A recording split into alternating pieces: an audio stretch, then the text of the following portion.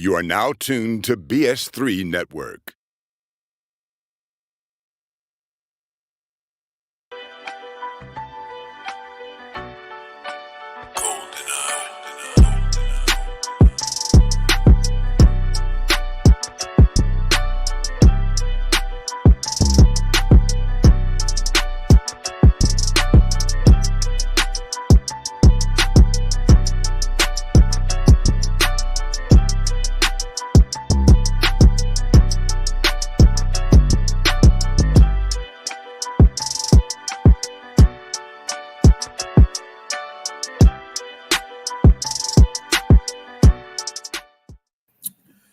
Welcome to another episode of Queen, Three, and King. We are back in the building.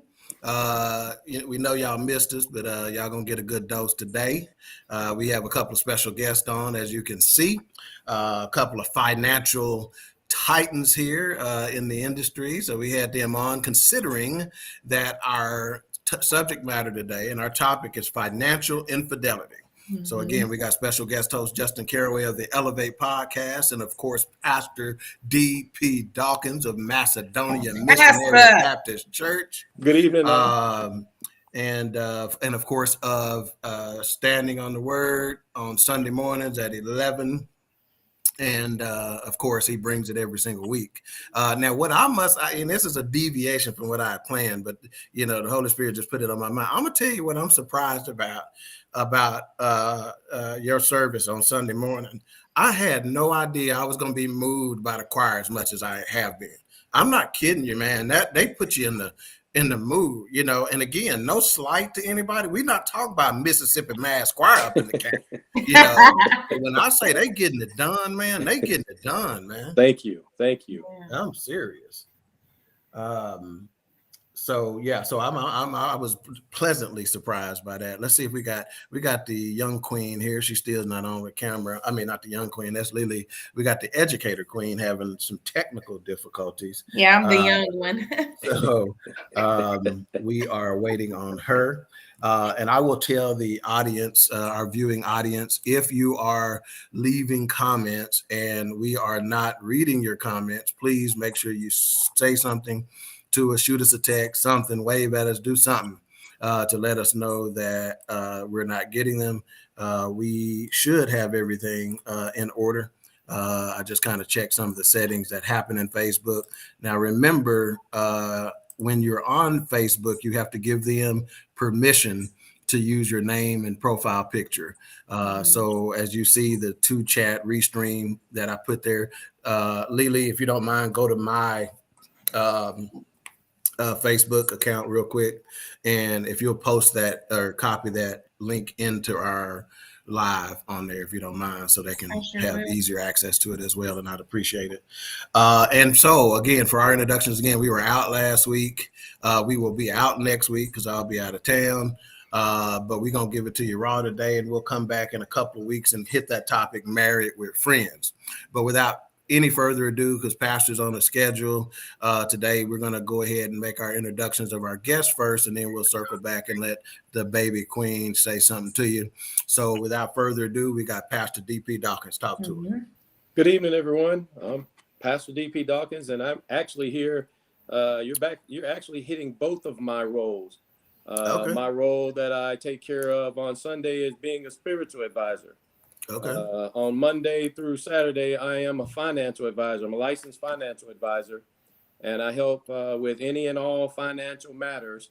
I have over 20 plus years of banking experience, and now I have 5+ years of being a financial advisor and helping individuals make good decisions that will help hopefully lead to a prosperous retirement. Okay. Worked for several banks. Thankful to have an opportunity to share a career. Worked for Bank of Texas along with your second host, one of your hosts, Mr. Justin Caraway.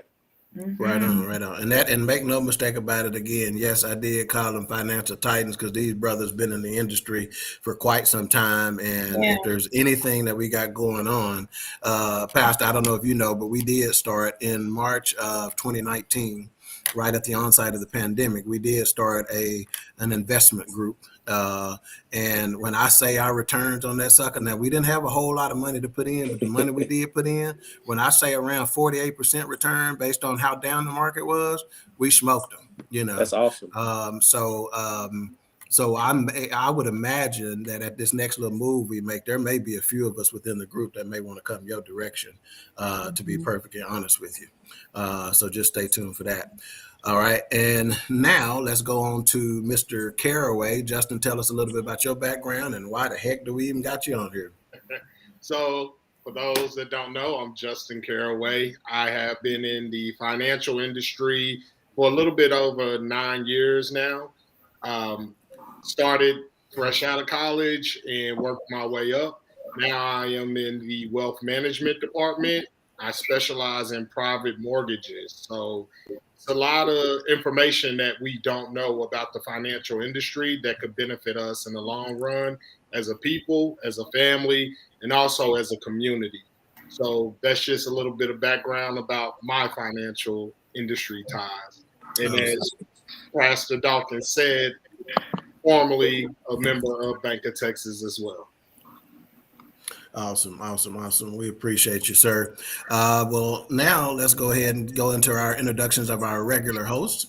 And we'll start with the educator queen here who is on. Looked like she's had a little rough time of it with regard to the setup and whatnot. But looked like she got something working here on a cell phone.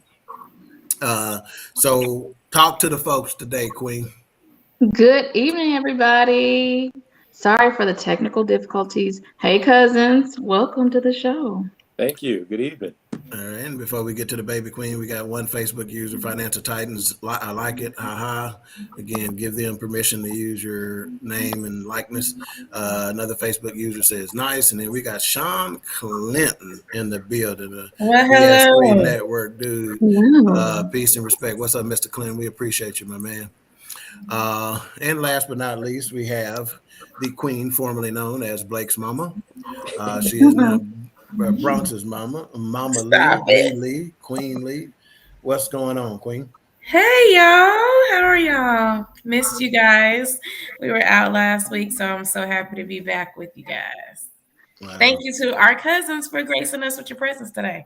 Yeah, so that's another thing. Yeah, that's the thing of it is that in our family, we got everybody. Any sector you want to deal with, we got somebody that's not just in the sector for the sake of being in the sector, but in the sector and dominating. So that's one of the many blessings that God has bestowed upon us is to have, entrepreneurs and people that in leadership. How many leadership positions we got on here right now? 5 out of 5. Hello. So like I said, we're not just on jobs, we running jobs. You hear me? Come from where we came from. You hear me? To come from where we came from. With our grandmother, man. Look here. Yeah, I will never underestimate that. So let's go ahead and dig in. Yeah, that's Sean Clinton. He's from the Information Man Show. So y'all check him out. He's strong. We also got Aunt Marita in the house. She says, "Hey, family." Good evening. And she ran stuff on her job too. Trust me, I know, because I had to use her when I was in the insurance industry. So let's dig into this, okay? I want to talk a little bit about financial infidelity. And again, this is as it relates to relationships, right? Which is where the word infidelity come in. And I want you to keep a couple of things in mind, our viewing audience as well as our participants here on the panel. And that is, think about back in the day when women were told things such as keep your little something to the side because you never know what's going to happen. And keep your little nest egg and stuff like that, right? Rainy day fund or whatever. They were doing things such as keeping money under the mattresses and in the Bible. That's another place. We don't see them keep money right in this little spot, right in that bosom and pull it out. I don't want that sweaty $5 bill to pay for this honey bun. That's why I stole honey bun, because I don't want to pay with no sweaty. That's gross. Don't try to right your wrong. Anyway, so what I want to do is I'm going to start with Pastor Dawkins, because again, you got a time period. So I want to talk about understanding financial infidelity and its effect on relationships. So tell me what financial infidelity means to you and what kind of impact you think it can have on relationships. Well, financial infidelity, if you look at the two words, financial and infidelity, as it relates to relationships, it's simply when someone is trying to hide how they utilize their money. Bottom line. And when you think of that term, financial, I got to give you some scriptures to put some word on. Right on. So if we talk about finances, the Bible speaks more about money than any other subject, ironically enough. Wow. And many times people get the wrong interpretation of money when they're studying the Bible, because people say money is the root of all evil. Well, no, it's not money. It's the love of money.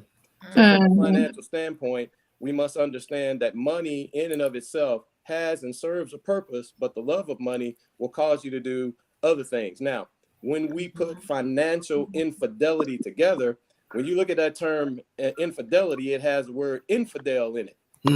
And if you look in your Bible, 1 Timothy 5:8, it talks about a man that is not providing for his family is worse than an infidel.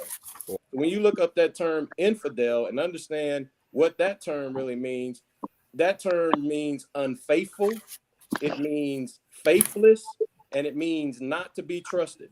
So if someone is practicing financial infidelity, it means that they're being unfaithful in the area of their finances and cannot be trusted. Now, I'm old school. I'm from East Garland, from where Freddie Dolores and Aunt Wilma Jean used to say something like this: if you lie, you'll cheat. If you cheat, you'll steal. And if you steal, you'll kill. So if you put those together, financial infidelity is an act of lying and cheating. And so when you think about, and also with the aspect of money with financial infidelity, if you're going to lie about your money, you are also in essence lying about your time, because wherever you're spending your money, there is an investment of your time. Wow. So somebody that's lying about their money is not only lying to you about how they're spending their money, but they're also lying to you about how they're investing their time. And one of the most precious commodities that we have is our time. And if somebody is wasting their time or lying to you about that time, you can never get that time back. It ruins relationships when individuals are not being faithful, because that brings up communication issues.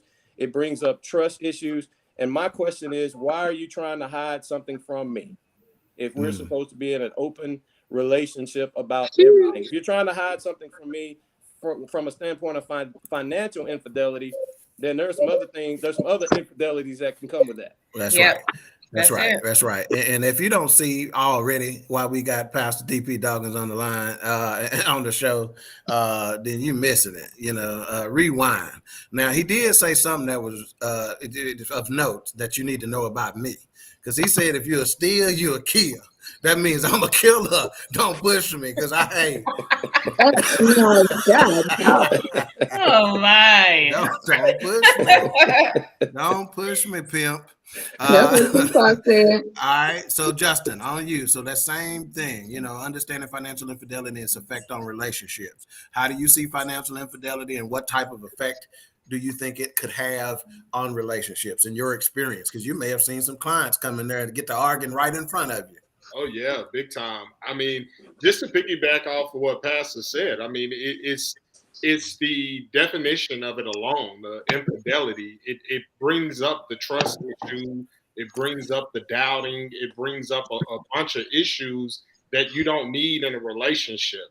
And just to, mention some of the things I've seen in the financial industry, I've been in locations where a man has a child out there that, he tried to keep away from him. Oh, yes. And they're hit with child support. And all of a sudden, that joint account is now set to be garnished.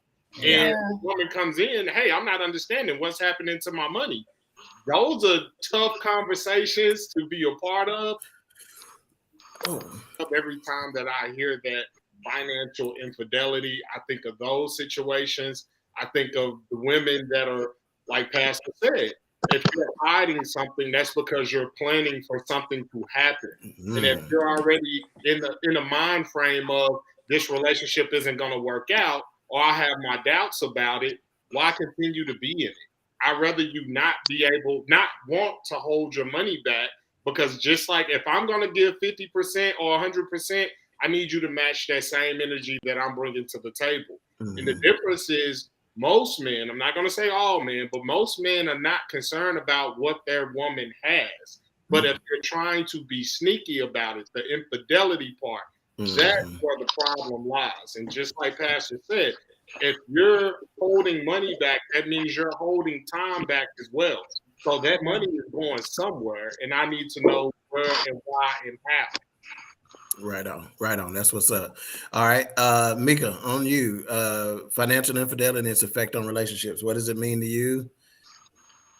How do you think it affects? I don't think I have too much different from what what Justin and Pat said, just in reference of saying money, finances are important. It is one of the top reasons people divorce. And if you can't be honest about your finances, you're probably going to have a huge gap in your relationship. So if, like you said, hiding money, not being able to tell your partner what kind of money you have, or if you have any financial things that you have going on, that can cause serious problems in the relationship. Right on. Lily, what you got? Yeah, I really don't have too much to add because they kind of said it all, but it's just simply being not being honest with where you or how you're using your money. Right. And I think that's where a lot of people mess up. And like Mika said, that's the reason for a lot of divorce, the reason for a lot of issues within marriage, because I think that we don't talk about finances as much as we should before we get married. Because then money merges, right? Because if they come after you, they coming after me too. So I think that's something we have to really talk about. Right on. Yeah, the word that stood out for me as I prepared for this show was deception. Okay. Infidelity and deception can take on many forms in a relationship, including some that have absolutely nothing to do with romance. And this is one of them, right? Financial infidelity. Believe it or not, financial infidelity is reported in about half of the relationships where finances are combined. Believe it or not. That's a staggering number as far as I'm concerned. The statistics show among people who have combined finances with a partner, 2 in 5, or about 43% confessed to an act of financial deception in a current or past relationship. According to a survey conducted by the National Endowment for Financial Education, 85% of those who reported a financial deception acknowledged the indiscretion affected the relationship in some way. So again, that's pretty huge. Basically, you got half the folks out there lying about something when it comes to money. Pastor, let me ask you this. When you commingle finances in a relationship, what are you consenting to? What am I saying when I commingle finances? That's a great question. So when money is commingled, what you're saying is that there is going to be a sense of togetherness with any decisions that are being made, that there is going to be some communication. We have a rule in our home that we have practiced since from the time that we were married, my wife and I.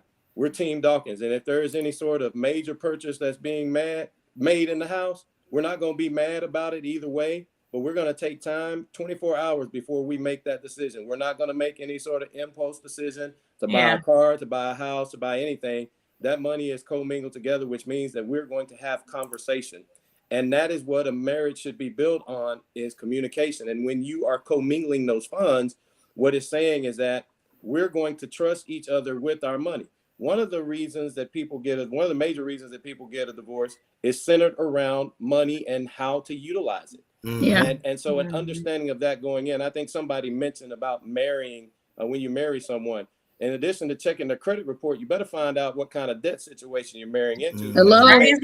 Marrying into a situation to where someone cannot manage money. Most people don't have a money problem. They have a management problem. And as a financial advisor, I find myself talking to people all the time is when they're commingling their money, is that we're not necessarily what we're trying to do is change your mindset. And I consider myself a behavioral coach more than anything to help people make better decisions with their money. Yes, sir. Yes, I love sir. that. I All love right. that. Well, again, you're watching Queen 3 and King on BS3 Network. Our topic today is financial infidelity. We have special guest host Justin Caraway of the ELEV8 Podcast and Pastor D.P. Dawkins of Macedonia Missionary Baptist Church and Standing on the Word Sunday mornings on BS3 TV and Roku on Sunday mornings at 11 a.m. We're at about the quarter mark here, so we're going to pause just a moment for station identification. All right. BS3 Network. Changing the way you watch TV. You saw what that boy did. That's some professional stuff You right there. you did that thing you didn't hate. Hey, I've been watching Andre Jones at a lunch break sports show. He learning me. You hear me? He ain't I teaching just me. knew I learned 104. I said I'm on K104, baby. Okay. He's learning me. All right, Justin, I'm gonna get to you on that question. What are we consenting to when you commingle finances? Pastor, you got to run, sir. I can't hear you guys. Oh, you can't hear us anymore? I will. If everybody else good, everybody else can hear and whatnot. So he must just be having some technical difficulties. Gotcha now, loud and clear. Okay, cool. Perfect. Just let us know when you got to run, man. Stay as long as you like, or if you got to go, you got to go. So Justin, I'm going to read a couple of comments, then I'm going to get to you about what are you consenting to when you commingle finances.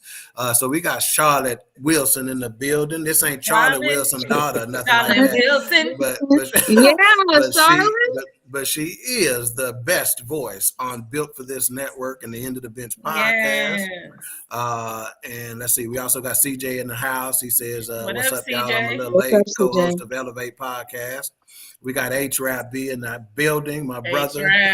Good evening, family. You know, that's the good dude right there. He's one who says, I don't have friends, I got family. So that's my brother right there. We got Big Illinois in the building, fresh off of another stint, being upstate, as they call it in New York. What's up, Big Ill? CJ Boyd says, yeah, Big JC, let them know what we on. All right. Justin, he wants y'all to represent him well. Yeah, no kidding. Okay. No kidding. All right, Justin, on you, sir. So when you commingle finances in a relationship, what are you consenting to? Like Pastor said, you're consenting to everything. You're consenting to us being as one, us being joint, us being able to have those conversations on what the finances are going towards. Also, like Pastor said as well, you have to take in very, very careful consideration that debt that other person brings in the picture. Because some things can get escalated and be brought to courts and can be brought into a financial institution where your funds are garnished. And that money doesn't matter who check it came out of, no matter where it came from. If it's going to that account, they have that account information, that's where the money's coming from. So you have to be willing and able to know who your partner is and know and have an understanding of each other, and knowing each other's spending habits is super important. If you have someone that's a reckless spender, my strong advice for you is we're going to contribute maybe 10% or 5%, start out small and build up to having those joint accounts. I've seen multiple times where people come in and freshly married couples and, we want a joint account. Well, then give it a couple of months, they're right back in. Well, this person spends too much. How do I remove the from that account? Well, you can't unless everybody's in, you did it together, you got to end it together. So that would be my strongest advice. Start simple, start with a percentage of a paycheck that you're comfortable to have a study with to see, okay, if she or he is spending X, Y, and Z here and there, I'm not comfortable moving forward, and have that conversation because like we all agreed on, communication is key when it comes to finances. Right on. That's good. Right King, on. can I add to that? Oh, Because please, definitely. I gotta Please. hop off, but there's Whatever thing you got. I want to share that's very important for the African American community that I see every day. Speaking of commingling funds, one of the things that is very apparent in the financial industry is that we don't do a good job in preparing for wills. Preparing for when you die, what happens to the fund. So everyone that's listening to me, please, ma'am, please, sir, if you do not have a will, go to your bank and put what is known as a payable on death designation on all of your bank accounts. Because what that will do is in the event of death, all it will require is a death certificate for you to take to the bank and it will not require a will. If you die intestate, meaning without a will, the state of Texas will hold those funds, or you will have to hire an attorney. And if you're hiring an attorney and you don't know if Junebug or Little Willie had $20 in that account, and it's going to cost you $8,000 to hire an attorney, you're going to be spending money and not even get your money back that you're spending on attorney. So do yourself a favor. If you do not have a will until you get one, payable on death designation. If the money is commingled between a husband and wife, that's great. If something happens to the husband, it automatically goes to the wife. Something happens to the wife, it automatically transfers to the husband. And what happens if something happens to the both of you and there is no will? Banks aren't going to make a decision. Financial officers aren't going to make a decision. But if you have a payable on death designation on those accounts, you will save yourself some time and your heirs some time and money. So does that mean that anyone who walks in with that death certificate can get those funds? Or? The person that is listed as the PO. Okay, so you have to list that individual. Okay, gotcha. Correct. So if you list, let's say, for example, if Queen Alicia lists her 3 on her account, the bank's going to split that 3 ways. Any of them can bring in a death certificate, and then the money is split 3 ways. And I need to do that. Includes a will. It's called, in fact, it's called a substitute will. So if you don't have a will, that is the best case scenario for trying to move funds in the event of death. Okay, awesome. Well, we appreciate you, Pastor, man. I know you got to get to it. Thank you. Hey, anytime, man, you want to pop on or you got something that the Lord put on your heart that we need to discuss on this platform, do not hesitate to let us know. Thank y'all for having me on. Thank you. Appreciate you, man. Bye. All right. We got Ray the Kev in the building. He said, "What up, fam? What's up, Ray? Hello. Evening. Man.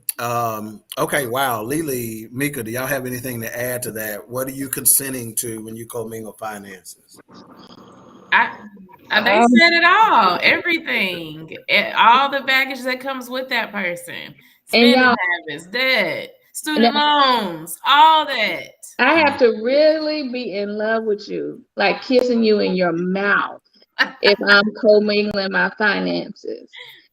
So, I'm joking, but that is a huge step because I'm not only taking on my stuff, now I'm taking on your stuff. So, see, and that's what I'm going to say, man. If you're getting married and you're not willing to commingle finances, you probably shouldn't be getting married. You shouldn't be marrying that person. Yeah. You hear me? But this, you know what? This is a hot topic though, because some people are like, "Oh no, I refuse to put my money with his." I'm like, "What?" Yeah. Is he marriage material then? You know, I mean, that's, if you can't manage your finances, how can you manage my family? Hello. It's always a tough conversation, and I always advise people start out small, make it a secondary account. You can find out earlier, and usually men. And this is no slight to women, but men, we hold the card to marriage. It's us that's doing the proposal. So present it to her in a way of, hey, I'm really thinking about this relationship. I'm thinking how far we're going, and I'm thinking about taking that next step. Let's try each other with finances. Let's open this little bitty joint account and let's contribute maybe, 10% each check to see how this goes. Let's see what we can build together.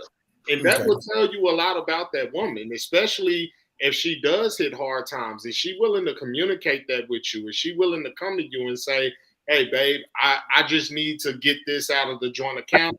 Almost like a promise. I guarantee you I'm going to get this back to you or get this back to us. Because at this point, you're taking from us. It's not just me anymore. It's us.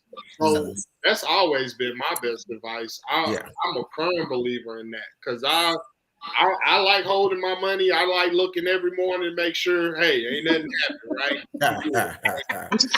Let me present y'all this question. I hadn't planned on asking this question. Again, the reset, financial infidelity is our topic with special guest host Justin Caraway of the ELEV8 Podcast. Special thank you to Pastor D.P. Dawkins, who had to run to go to get the prayer meeting tonight, believe it or not. But he popped on and gave us some very valuable information as well. Please share your thoughts with us as well in the comments section. We'd like to hear from you, some of your experiences.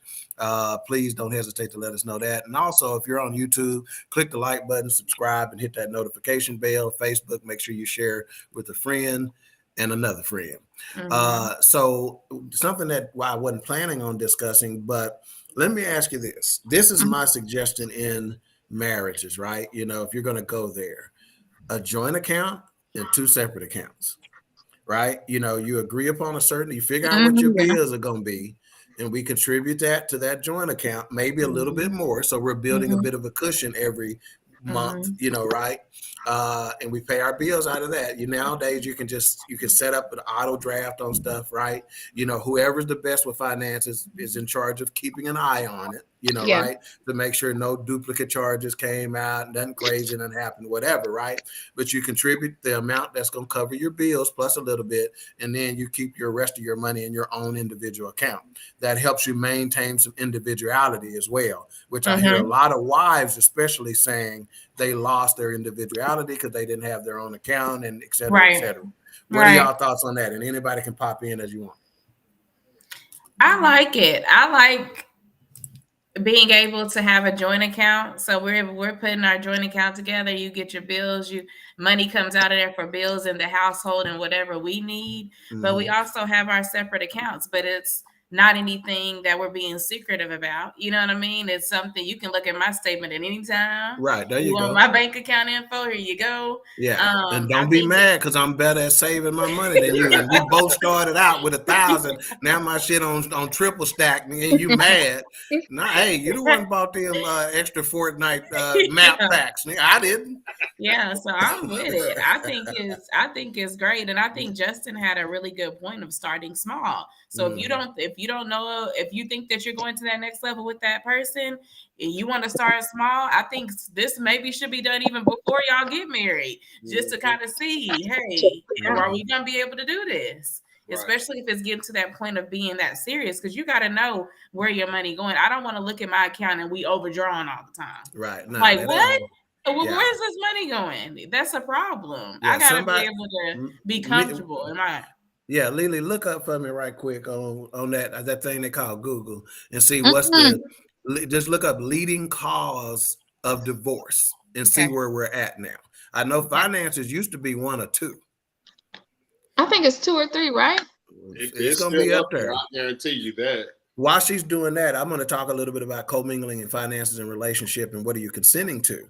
So during my research, my answer was what you're consenting to is cooperation and transparency in your money management. That's what you're consenting to when you commingle finances. So you can't get butthurt if he got a question or she got a question.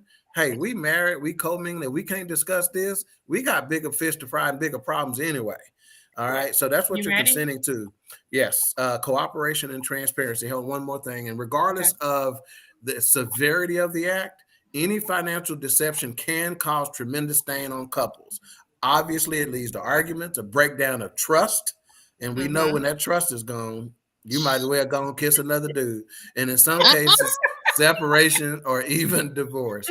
What you got, Lily? What's the leading causes? The leading cause, believe it or not, is infidelity. Number one. That's number 1. Number 2 is lack of intimacy.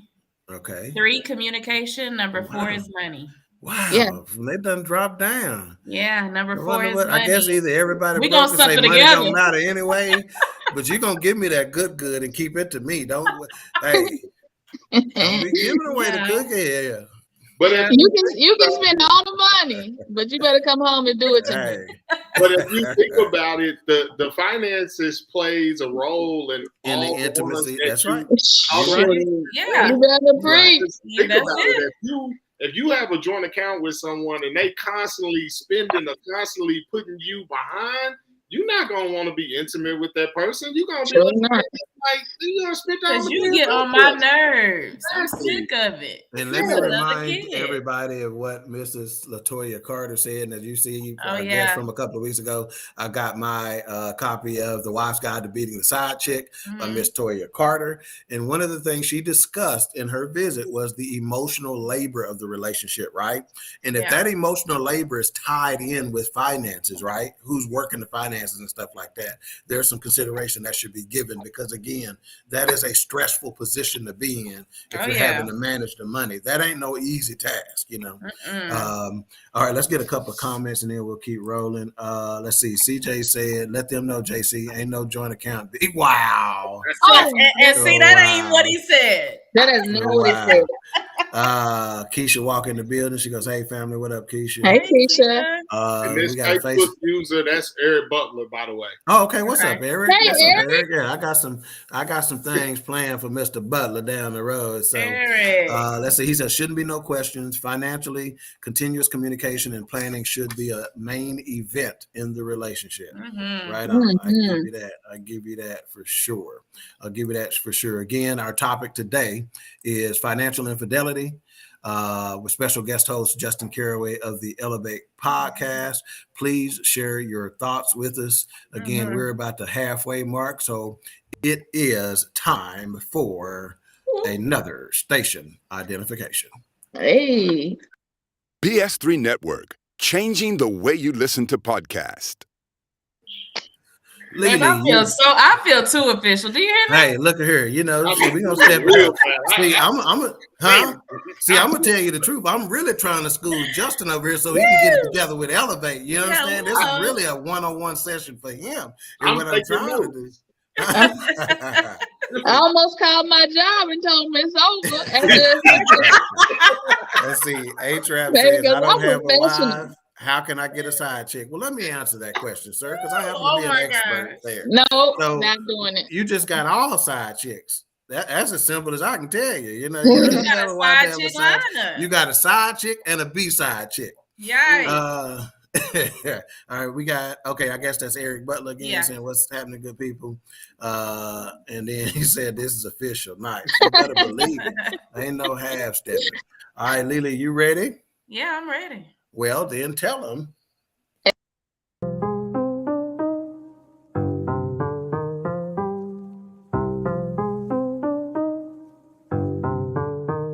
The streets are talking.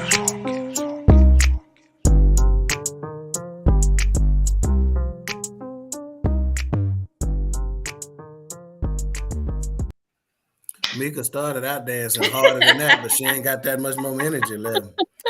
Baby. All right, what's these streets talking about? Woo! Go ahead and bring up that picture of Monica and C Murder. Child. So this is over the weekend. Monica went to go visit her boo thing, C Murder. Went to go visit him? Visit, because he is in the penitentiary. So been there too. So, he's been there for years. So this is a picture that was taken over the weekend during a visit. So for those who don't know, C Murder is in prison for what, you ask? Murder. And I wonder why he went that direction. It's not like he gets reminded about murder every day, writing his name out on his schoolwork. See murder. Hey. Monica is making it her mission to get her boo out of prison. She claims his innocence. She's asked for Kim Kardashian to team up with her. She's really trying to get him out. And she's in her concert, she's been shouting him out, free my boo. She's been singing For You I Will to him. She going hard for her man. So they dated years ago, but it looks like she's never truly moved on. And a lot of folks are saying that that's the reason her other relationships did not work out. She's always had she always been sweet on the C Murder, like sweet on the Rome. So some folks are blaming her or clowning her, I should say, because they're saying, is she trying to get a next seat on Love After Lockup or what? Sis, what are you doing? Because they're like, it's not guaranteed that he will get out. And it's not. If you think about it, that she been going hard for the last couple years. Hang on a second. Let me put this picture back up before I ask this question. This is Monica. Yeah. The Monica that was sitting down on that curb with some white shoes on. Some white shoes. Shit, that's why. Hell, anybody's dressed like that. That girl was 14. Get out of here. She was 14 and she got them from Payless. We all had a pair of them. Wow. So did. It might have died them. Where she live at? I might keep her company until he get out of here. No, no. So my question is, this is my question for y'all, because this was what everybody was going back and forth on. Could you truly commit to someone that is in prison? So this could be somebody, say y'all dated, same scenario, right? Y'all dated back in the day. You moved on, you got married, you got engaged. You know, remember her ex-boyfriend killed himself in front of her. Then she got married to Shannon Brown and had a kid with him. But now she's back to see murder, where it all started, and she's going hard. This isn't the first time she took a picture visiting him either. This is just the one that they're really trying to drag her. But could you commit to somebody behind those prison walls? Hell no. No. I can lie to you, but I ain't finna commit to you. I'm gonna tell you, oh yeah, I'm holding it down, girl. And she really hasn't committed, because she got married, had kids, and all that, and now she back. But she's committed now. No, I don't know. I think honestly, she's committed in trying to see this man release. There's been, because I of course I follow it because that was our era of hip hop with the whole limit thing. So it's been people coming out saying that, hey, he wasn't the gunman. He wasn't. Yeah, everybody, and they're saying it straight up. So it's a. I'm never going to say he's never going to get out, because I think it's a strong possibility that his case can be overturned and he could get out. But as far as that dynamic or that relationship is concerned, in my opinion, speaking from a man's perspective, I think she just understands and realized that all the dudes that she was with before, whether engaged, married, boyfriend, or whatever, don't compare to her love for him. And she's standing on that, trying to fight for that. So stand on this, sis. Yeah, I'm not gonna knock her for it, because this goes back to Will and Jada. In my opinion, you would have loved to see Jada Smith do that for Tupac. You would have loved to see her get Tupac when he was in Oakland dancing before he blew up. You know what I'm saying? That would have been the ideal story. So her going back and back and forth with him, and I'm pretty sure he's told her on several occasions, I'm not dumb, you doing what you're doing out there, but as long as you holding things down and we can see an end to the means, then we can make it happen. This is my thing, though. Do you think that she's in love with who she knew before? Because he's not going to be the same person. Or when he gets out, your relationship, that doesn't mean your relationship is going to go back to what it was back in 1998. You know? Yeah, and it's going to be fine for a little quick visit, but is he in there biting pillars, during the week? Stop. I just need to know. So a couple of comments. Let's see. Of course, CJ said free C Murder. Keisha says, I'll be damned. I thought C Murder was dead. Ben said they back together. Yeah. Trap gonna change his name to H Murder. Okay. Mr. Butler said, in his opinion, she needs some counseling. Yeah. Grace of the Life Happens podcast says, nope, she's not gonna keep you while you're locked up. A-Trap says, who took the picture? One of the prison guards? One of the correctional officers, I guess. Yeah, one of the probably a conjugal visit. He connected in there. He good. Oh yeah. He's chilling. Yeah. Keisha says, I can when I see him. If I don't see him, I'm doing me. Wow. She committed in that hour visit. Yeah. Keisha said, I guarantee you, if C Murder get out, he ain't choosing her. Facts. You think? He might be on something. Yeah. I don't know. I don't know. He's much older than her. So when they were dating, he was a few years her senior, and he was the one that was like, nah, I can't do nothing with this because you're still young. So she's always been attracted to those, like, call it what you want, but hood guys. She's always, that's been her type. So call it what you want, she hood too. Wow. I'm about to say. She's a Bougetto hood. Yeah, Grace says sounds cute, but no. And A-Trap says he's getting out, and he knows when he's getting out. second Tuesday Bye, next Trap. week. Okay. Come on, Not next the Tuesday. second Tuesday. CJ said, "Element Doc, stop it, man. Get God a little plug." Wow. Oh man.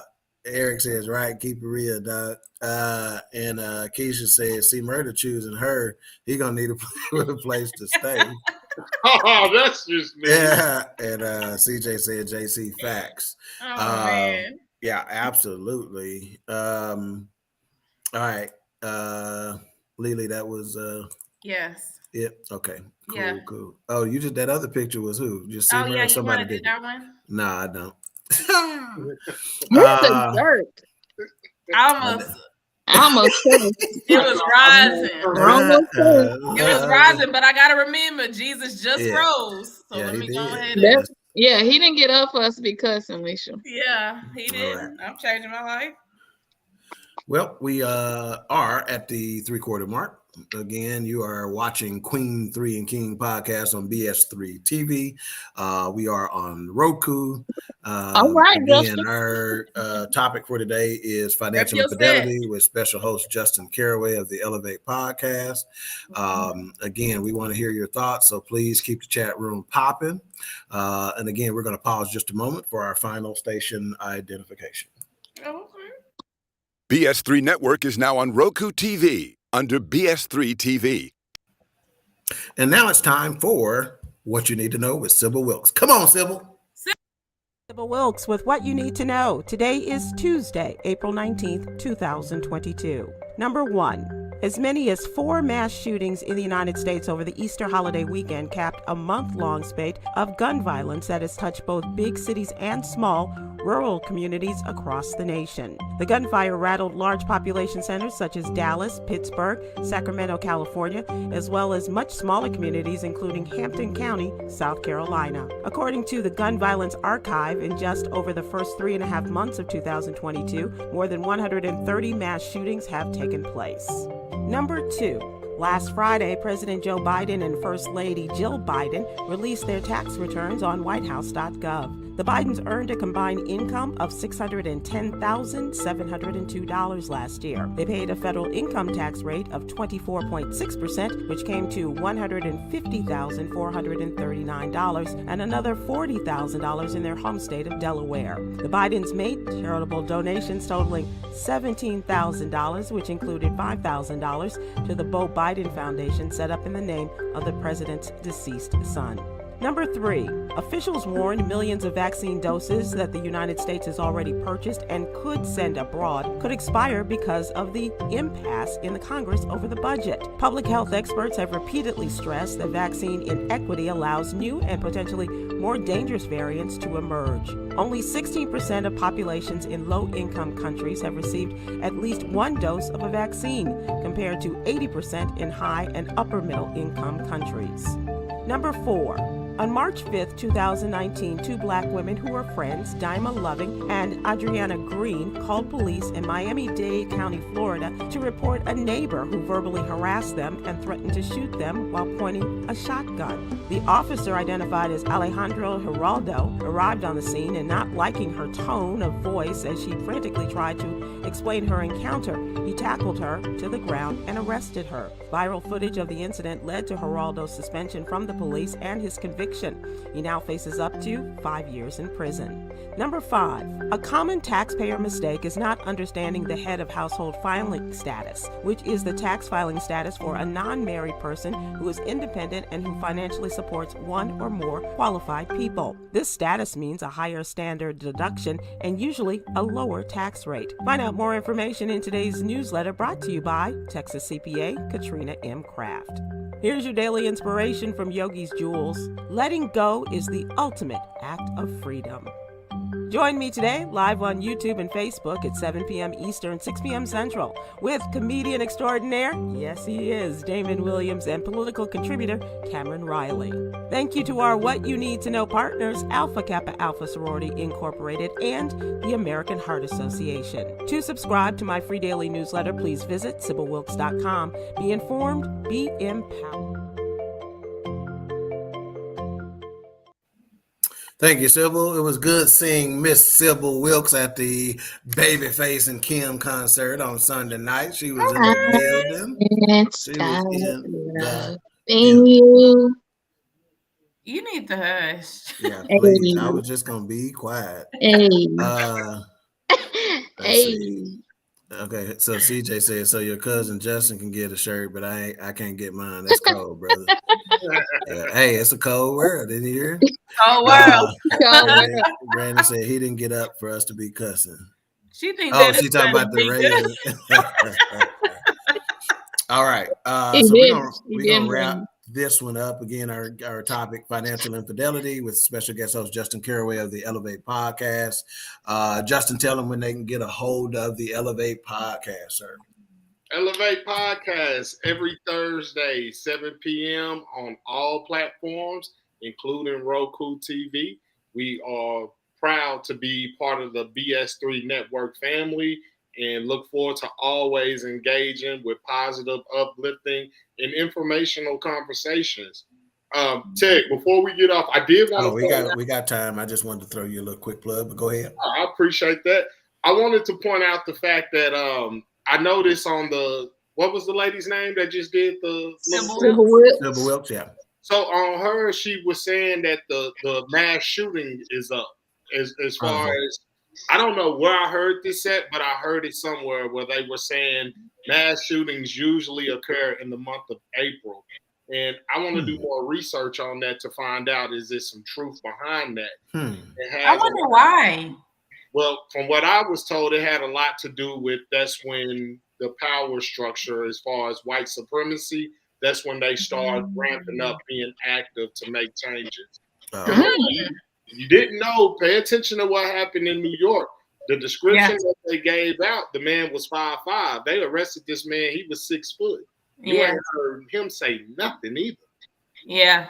Wow. I saw that. I thought that was interesting. And I'm sorry, but if you know anything about a gun, if you shooting a 9mm on a train, somebody gonna get killed. There's no way that everybody was shot, arm, leg, and everybody survived. Not saying I wanted to see anybody die. He got to be a horrible shot. Yeah, you can't even get that lucky, even with a horrible shot. That's right. You can close your eyes and hit some folks. In a fatal way, for sure. Yeah, so I'm just trying to do more research and keep my eyes open on that. That's a topic, Justin. Yeah, I definitely heard that. Yeah, that's a topic for sure. So again, with this financial infidelity, let me pose this question to you, and we're gonna start with the baby queen on this. What are some signs of financial infidelity? Always, you ain't never got it. One of them, you ain't never got it. Bye, Alicia. Bye. That could just be a sign. Right. Okay, she's not gonna recover from this. So let's just go on to the Mika. Mika, what are some signs of financial infidelity? I'm trying not to go there with it. Y'all pray. I'm with Alicia. You don't ever have it, or you literally pay every paycheck. You have to borrow money from somebody, and if you're gonna ask me for money every time, we're gonna eventually have to sit. I heard somebody say, "You'll stop asking me for money when I ask you to sit down and let's go over your finances." Yeah. So always asking for, a loan or. I'm about to nope.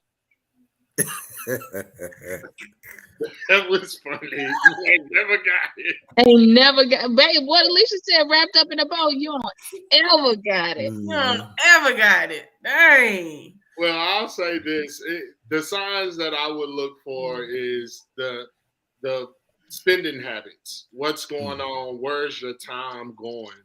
If you come home and you're not hungry, or you come home and you ain't cooked, where did you eat at? God, definitely, Justin. If we he on it. Yeah, like you going out with your girls all the time. Well, hold on. I want to know, like, I'm checking the mail anyway, so I'm gonna see the credit card statements, bank statements, and if they still send those in the mail. Oh yeah, they do. But I'm paperless. Yeah, if you're smart enough to have it go to your phone, guess what? I'm gonna check that as well. Let me see what. All right. Justin pulling receipts, baby. Let me ask you this then, y'all. Since Justin brought this up, I wasn't going here. Should you show your spouse or your spouse, should they have access to your like online credit cards and stuff like that to be able to see what you're spending, should they choose? Or if it's your bill, it's your credit card, you pay for it in your own deal, you pay for it out your own money, et cetera, should they have access to this, to see that? Well, in my opinion, I think you should have like, and maybe I'm doing too much, but like a monthly meeting about finances anyway. This is where we're sitting. This is what we need to contribute. We're just looking over our different finances. And although I may have my own credit card or my own separate account, I think you should be able at any moment to look at it. Because like Alicia said earlier, I have nothing to hide, especially if I'm not the good manager of money. It's always going to be one person that doesn't do as well with their money. So absolutely. CJ said, I ain't never got it. Shit, I'm cheap as hell. And then he said, that girl ain't seeing a damn thing.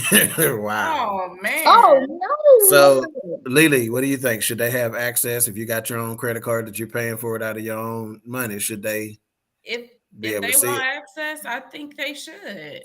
I think if it ever comes down to it and say something does happen, they need to know what everything looks like. That's just it, especially in a marriage. I need to know what's going on.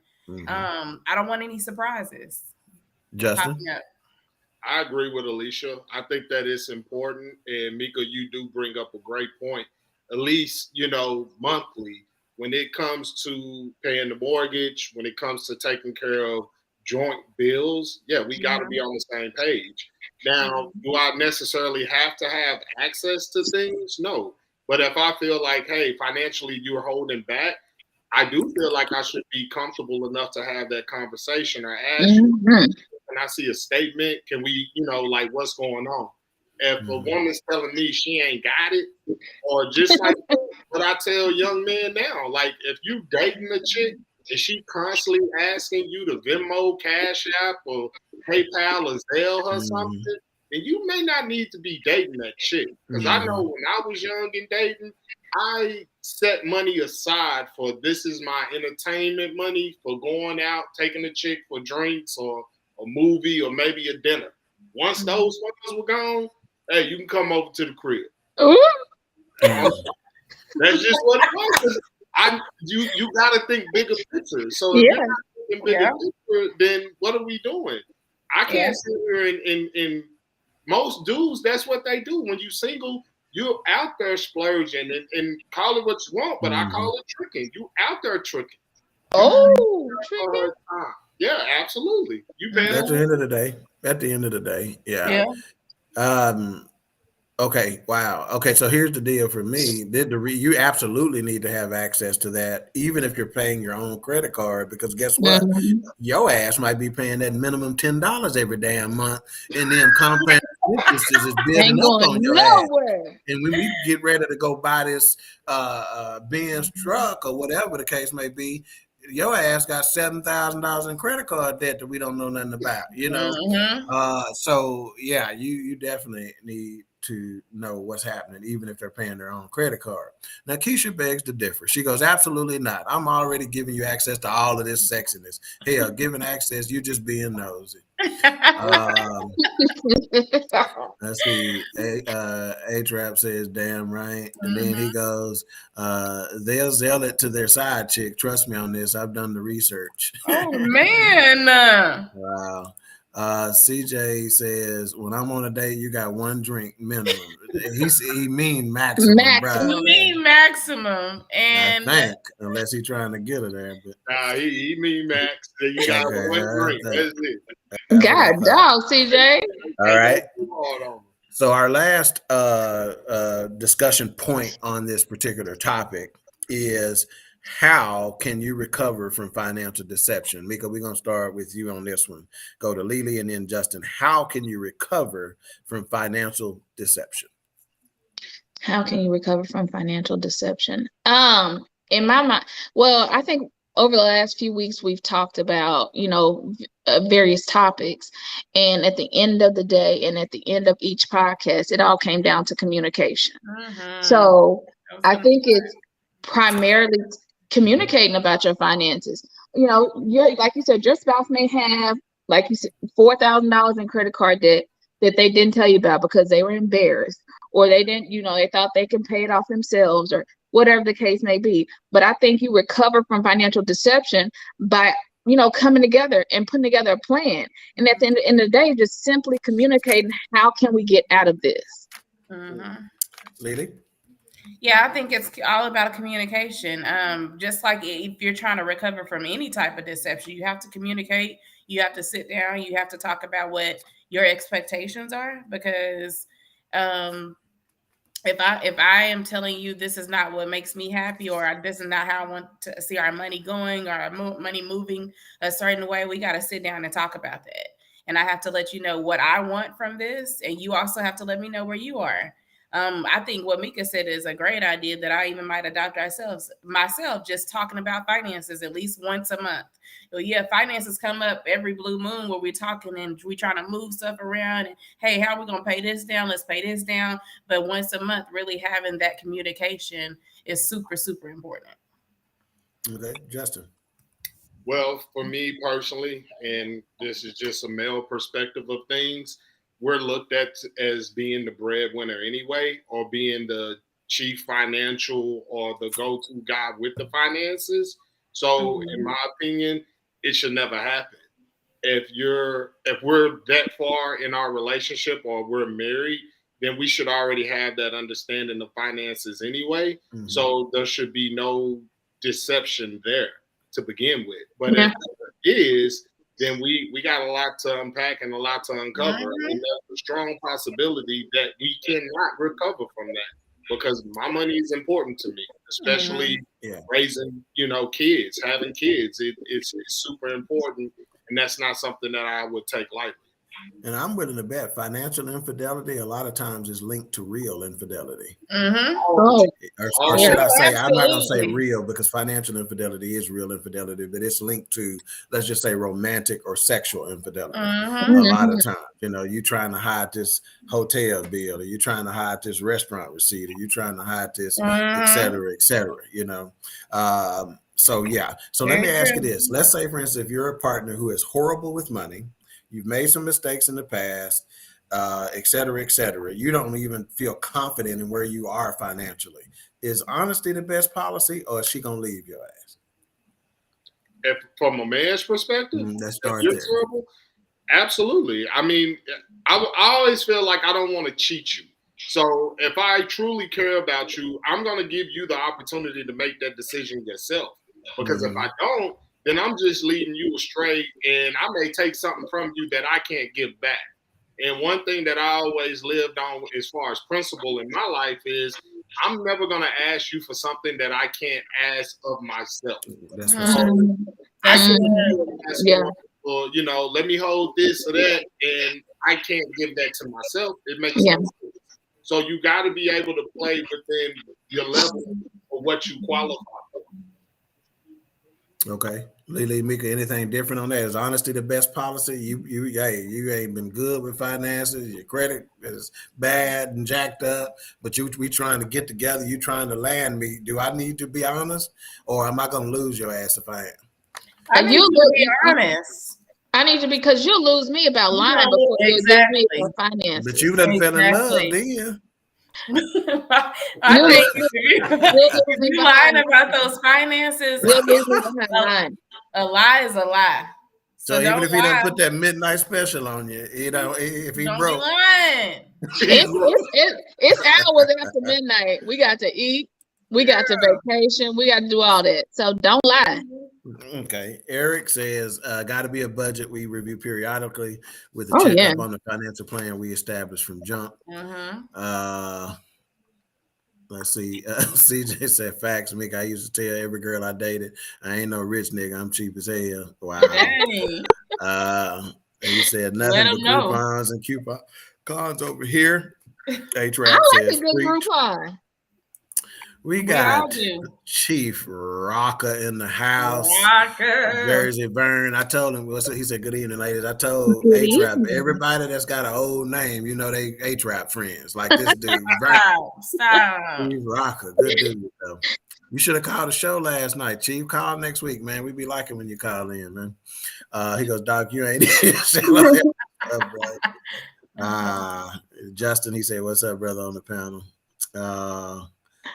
Let's see. He was just speaking to D Great. That's who I forgot to mention. D Great was in the house earlier. I saw one of his comments. My bad, D Great. I went to get to you, but got distracted. CJ says, I was way too broke to cheat high key. Cheating and having side chicks is expensive. Mm-hmm. Now that it is. Yep. And honestly, I mean, I like to pose this question to you, Tag. Forget it. When you're dating, you're up playing anyway. You're betting this woman to meet the representative. So you're gonna upplay a lot of things. And no guy wants to come out and be like, hey, I ain't got it or whatever. Most dudes are gonna fake it until they make it. There's been times where I've been on a date and I'm like, damn, hold on, I ain't got paid until tomorrow. Let me swipe this credit card right now for this shit. But at the same time, I mean, women have to be aware of that. You got to know that when you're going out or you dating a dude, you're usually he's trying to present his best. Yeah. He's trying to come out and be upfront and honest, like, no, Now, I've done it with older women where I was upfront, like, shit, no. You want to go to Benihana's? We ain't going for lunch. You want to go for dinner? No, good. We go Dutch. You got you, I got me. To be perfectly honest with you, you know, from a dating standpoint, I'd give the advice to the females, because if the Joker is all happy and stuff throughout the whole date, and then when the check time come, he get a little quiet and look like his stomach is hurting, chances are he know this finna hurt, you know, and it's gonna hurt me for a few weeks, you know. He's trying to work out in his head because he can't turn it off. So he's trying to work out in his head. What am I gonna miss on? Where do I gotta cut later? What do I gotta, you know? He looking at that menu, and the Joker was all talkative until the menu came out, or it ain't no prices on it. Because if you go to a place and ain't no prices on it, Jokers get nervous. All right? I happen to know a dude who went to this real nice restaurant right off the lake over here in Rockwall. I think it was Culpeppers, if I'm not mistaken. Them Jokers ordered some. The waiter came and gave them the menus and stuff, and said, "Well, can I start y'all with a drink?" So they just got some sodas. You know, they wasn't drinking or whatever. They got some sodas and put the menus down. And when the Joker came back with the sodas, he said, "Hey man, I'm just gonna have to go and pay for this sodas. This out of my league." Told it in front of the date. You hear me? He didn't get a second date. Hey, he wasn't finna play. He was like, hey, if that mean losing you, I'm not finna go bankrupt in this. Yeah. See, that's why you gotta look at the menu and stuff before you go. Cause don't get me in here and sit down and think that I'm about to eat, and then you pull that, I'm gonna be like, Chief Rocker says dating is overrated. What's up with just kicking it at the park in the crib? I'm good with a good chill day too. Shoot. Me too. But you gotta go somewhere first, Chief Rocker. You can't start out Netflix and then chilling. The park is a good idea. Boy, that's sightseeing. Try that. You take us sightseeing. Yeah, Chief Rocker said, how many women asked to go out and spend on us like we do? I'll wait. You'll be there all night, brother. CJ said, I haven't quit talking about me, bro. Chief Rocker says, whoever the Facebook they just said, wow, huh? Brandy says, or as soon as the bill comes, the man complains, ooh, that burns me up. You ate all your food, but you're trying to act like it wasn't good. Wow. Yeah. All right, now it's time for final thoughts. We will start with Mika, go to Lily, and then go to Justin on our final thoughts, and we'll wrap this one up. I just want to thank my cousin for coming on tonight. It was a good show. And to quickly just wrap this up, I say financial infidelity brings about many other problems, or it stems from other problems. I would say, and the best thing to do is to totally be honest about your finances. Communication is key. I know we say it all the time, and it may be cliche, but it's true. Communicate, get a plan together. If you do have significant other, get a plan together, make sure that y'all are growing together, and make sure that y'all are, sticking to that plan and sharing. I'm not saying he or she needs access to everything, but be honest. And if they want to see it, you shouldn't have any secrets. Mm-hmm. Thanks, y'all. Bronx Mama. Thank you guys for tuning in. It's always fun to read the comments and just have y'all give your take on the subject. Justin, thank you for coming. Y'all tune in to ELEV8 on Thursday. Always good shows. Financial infidelity. I think it's one of those things where it just comes to being infidelity. So if you're lying about your finances, you're not going to get anywhere. I think that it's one of those things where you really have to make this a priority before you really get into a deep relationship that you have that talk about finances, because you want to find somebody that it also sees things your way. Don't get somebody that you were like, I can't have somebody spending all the time and then his account is always in the negative, and that's who you're trying to get to take you to the altar. My thing is, a lot of people worry too much about the wedding and not the marriage. And that marriage is what you have to live every single day. Right.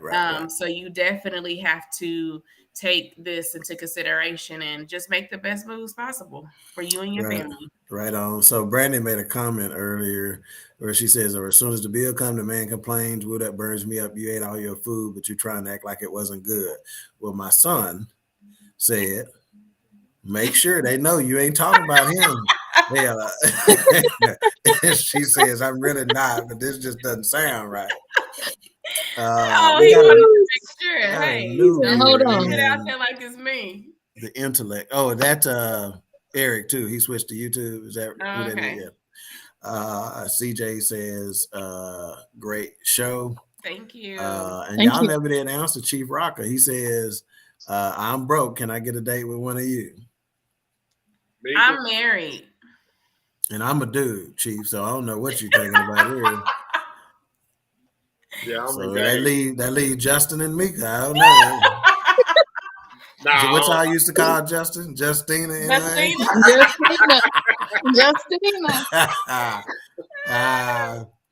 you out of luck over here, Blair. Yeah. Bless your heart, Chief Rocker. And Mika said if your name change your name from Vernon to something shorter, Burn. Yeah, that's Chief Rocker. Vernon, dang. He's a good dude, though, man. Don't do that. Y'all don't do that. Yeah, now he cool. Shit, if he couldn't take it, I wouldn't be giving it to him. He cool like that. Justin, on you. Final thoughts, sir. So final thoughts for me is if he always ain't got it. But on a serious note, communication is key. Being open, being honest. When it gets to that point of a relationship where finances are starting to take place or starting to be a topic of conversation or something that you're interested in, be upfront, be blunt. Let the person know that, hey, I'm interested in trying to see where we can go with this. Let's have this tough conversation now. Because if you present it like that, they're either going to, excuse my French, they're either going to get off the pot of shit. So at this point, you're putting the ball in their court, but also letting them know that, hey, I'm about my business and I'm about taking care of what I need to take care of. So you're going to be on the same page or you're not. So it's super important to have those tough, uncomfortable conversations early on in the relationship to determine where the relationship is going. Right so on. That would be my final thought, my advice. All right. And once more, tell them where they can get watch the ELEV8 podcast and whatnot, date, time, what you got coming on the show this week, etc. Oh, yeah. ELEV8 podcast, me and my boy CJ. We're every Thursday, 7 o'clock on all platforms. I, once again, appreciate you guys for having me on. It was a beautiful show, always a good show, always entertaining and informative. One thing I will say, do not forget what Pat said. You do not necessarily need a will. You can do a death. It can go up to, I believe it's like 5 people you're allowed to put on. And that also can include your safety deposit boxes if you have one. So it's been several times where I've seen the state come in and drill and get those assets out, and it goes to probate court. And if you don't hurry up and get down there and get those, it belongs to the state. And the state will sell off your belongings or will take your money and say, well, he was just a good person. He just looked out for us. Wow. Yeah. You bastards. And for me, my final thoughts are to be realistic in your expectations. Number one, commit to open communication and create goals and ground rules together, that you both can live with, and if you can't get past that, y'all shit ain't gonna work no way. Wow. And then let me remind you of what Pastor said earlier, and I'll let that be my last word. And that is, but if any provide not for his own, and especially for those of his own house, he hath denied the faith and is worse than an infidel. That's a strong scripture, 1 Timothy 5:8 that he read earlier. So again, we appreciate y'all for being a part of this one. Queen 3 and King, again, will be out next week, but the following week we'll be back with Married with Friends, and that ought to be juicy right there. Married with Friends. Oh, juicy. Again, we appreciate y'all for being a part of this one, and we'll see y'all next time on Queen 3. Bye.